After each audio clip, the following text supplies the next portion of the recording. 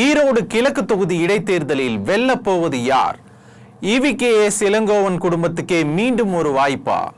இத்தேர்தலில் போட்டியிடாத விஜயின் ஆதரவு யாருக்கு? பலதரப்பட்ட தகவல்களுடன் தேர்தல் போர்க்களம் நிகழ்ச்சியில் நான் உங்கள் பார்த்திபன்.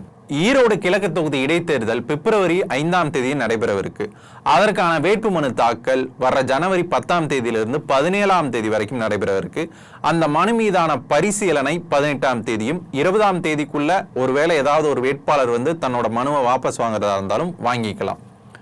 ஈரோடு கிழக்கு தொகுதிக்கு இது ஒரு போராத காலம்னே சொல்லலாம். ஏன் அப்படின்னா, மகன் இறந்து தந்தை இறந்து மீண்டும் அந்த பதவிக்கு யார் வர போறாங்க அப்படின்றதான் இப்போ ஒரு சந்தேகமாகவும் இருக்கு. 2023 ஈவேரா திருமுருகன் மறைந்தார். அதற்கப்புறமா அவருடைய தந்தையை அடுத்த இடைத்தேர்தலில் போட்டியிட்டு அபார வெற்றியும் கூட பெற்றார். அவருடைய உடல்நலக் குறைவின் காரணமாக அவர் கடந்த மாதம் உயிரிழந்தார். இப்போ அதற்கான இடைத்தேர்தல் தான் நடக்கவிருக்கு. சொல்லப்போனா இந்த இடைத்தேர்தல் இல்லாம 2026ஆம் தேர்தலுக்கான ஒரு முன்னோட்டம் கூட வச்சுக்கலாம்.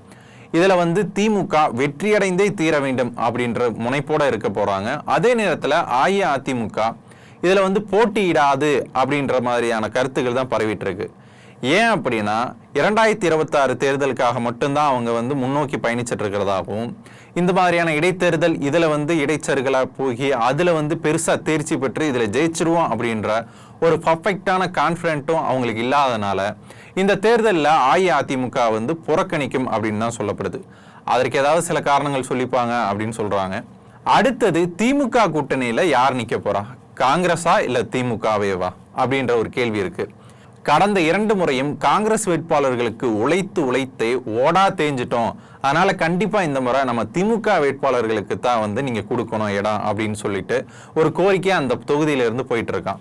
அதே நேரத்தில் தமிழ்நாடு காங்கிரஸ் தலைவரான செல்வ பெருந்தகை என்ன சொல்றாரு அப்படின்னா, கண்டிப்பா இந்த முறையும் எங்களுக்கு தான் சீட்டு கொடுப்பாங்க, அதுல எந்த ஒரு மாற்றமும் கிடையாது அப்படின்னு ஒரு நம்பிக்கைகரமா பதில் சொல்லியிருக்காரு.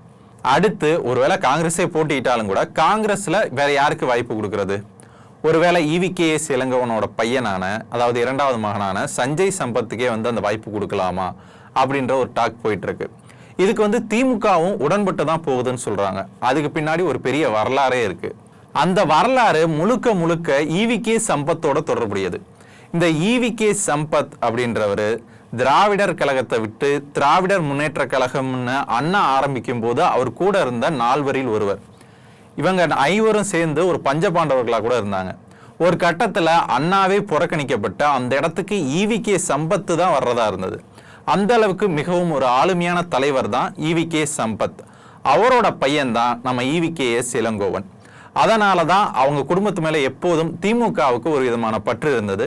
கண்டிப்பா இந்த முறையும் கூட அந்த பற்றின் அடிப்படையில் சஞ்சய் சம்பத்துக்கு வாய்ப்பு கொடுப்பாங்க அப்படின்னு நம்புறாங்க.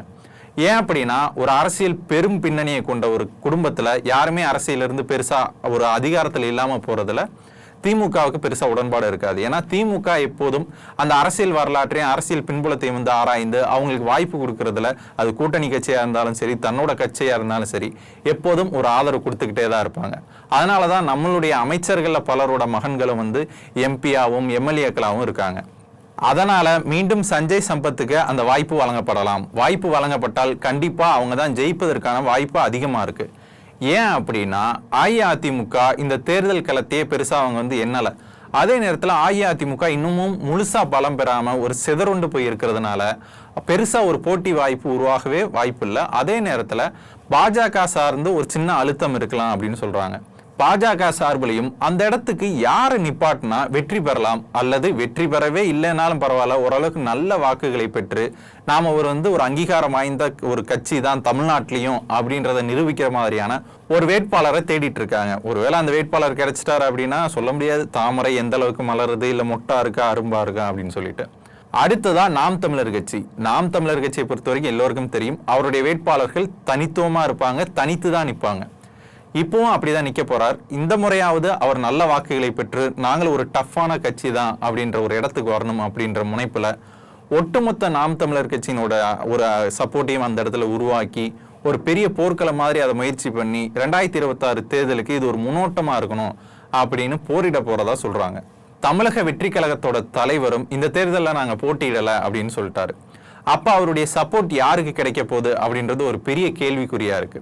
ஃபர்ஸ்ட் அவங்க ஏன் இந்த தேர்தலில் நிற்கல அப்படின்னா, நின்னாலும் ஒரு பெரும்பான்மையோட அவங்களால வெற்றி பெற முடியுமா அப்படின்றது ஒரு சந்தேகம் தான். அதை தாண்டி 2026 தேர்தலுக்காக அவங்க நிறைய பயிற்சி பெற வேண்டியது இருக்கு. தங்களோட வாக்காளர்களாக இருக்கட்டும், மற்ற எல்லாரும் இருக்கட்டும், அவங்க எல்லாம் நிர்ணயிக்க வேண்டிய பொறுப்பு இருக்கு. தங்களோட கட்சி உறுப்பினர்களை அளவுக்கு அதிகமாக சேர்க்க வேண்டிய ஒரு பொறுப்பு இருக்கு.